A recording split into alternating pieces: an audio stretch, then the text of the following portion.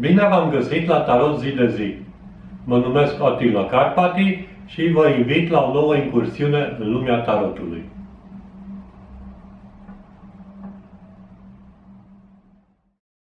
Nu uitați să apăsați butoanele subscribe, like, share și să activați clopoțelul cu notificări ca să fiți anunțați de fiecare dată când sunt încărcate materiale noi.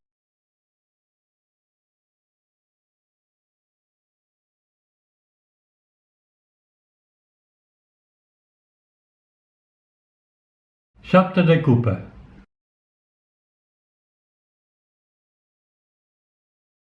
(13-21 noiembrie).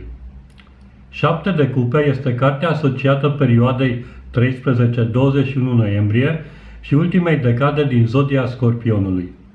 Eteila a asociat cartea cu suflet, sentimente, reflecție, contemplare, memorie, amintiri, imaginație, gânduri, idei și meditație. Interpretarea dată de Waite, respectiv ilustrația creată de Pamela Colman Smith, sugerează rătăcirea în lumea iluziilor, a fantasmelor și a visurilor deșarte. Totul este o iluzie temporară și lucrurile pe care le obținem n-au consistență sau nu vor fi de durată.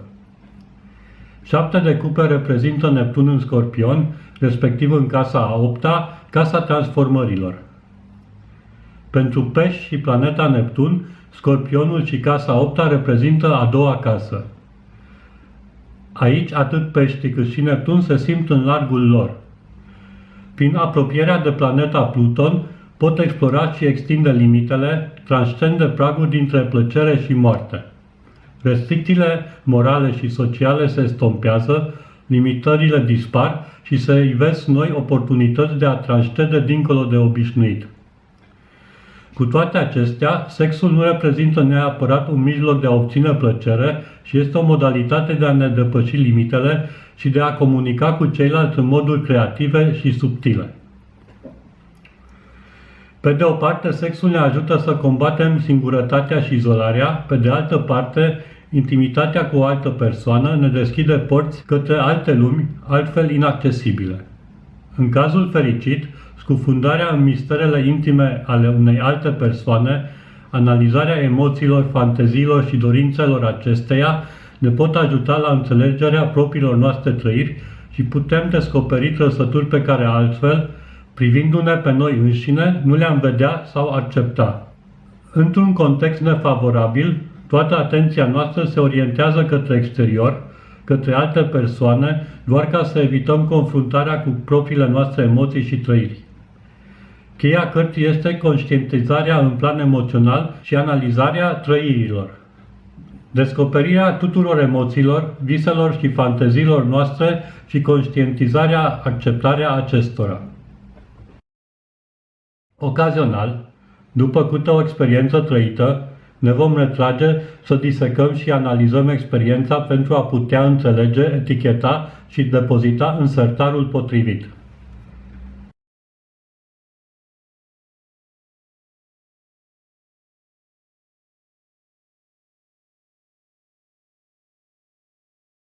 Numărul atribuit planetei Neptun este 6. 6 reprezintă atașamentele și analizarea acestora.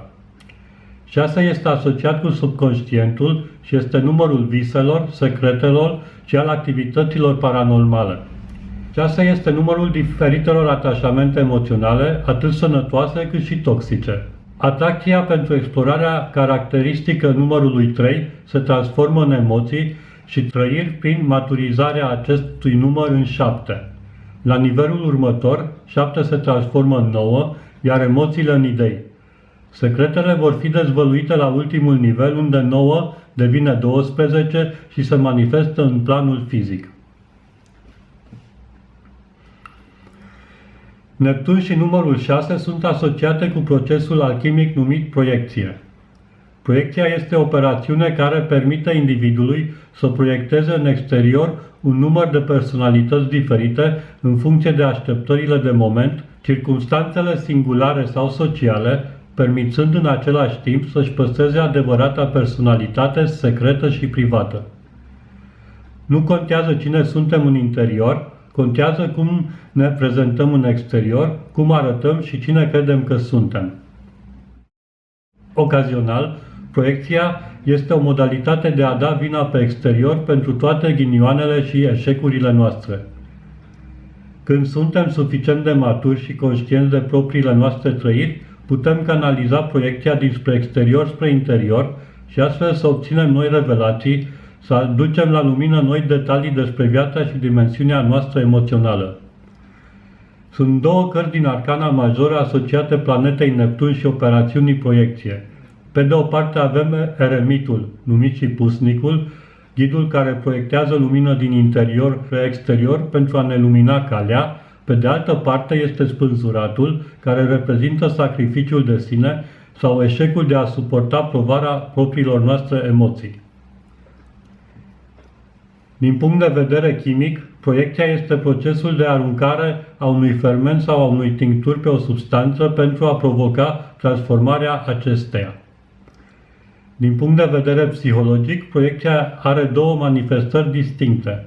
Primordial, avem de a face cu proiectarea în exterior a unei imagini false despre noi sau să creăm o realitate falsă care să se potrivească așteptărilor sociale. Șeptarii sunt asociați în copacul vieții cu sefirotul numit Chesed, în traducere bunătate, și care semnifică realizare, milă și iubire. În Chesed putem primi sau oferi iubire și prin intermediul iubirii putem să ne continuăm ascensiunea în plan spiritual. Vă rog să citiți descrierile de la aceste videoclipuri, fiindcă acestea conțin linkuri utile către materiale suplimentare. Nu uitați să apăsați butoanele subscribe, like, share și să activați clopoțelul cu notificări ca să fiți anunțați de fiecare dată când sunt încărcate materiale noi. Vă mulțumesc și vă aștept și data viitoare. Toate cele bune!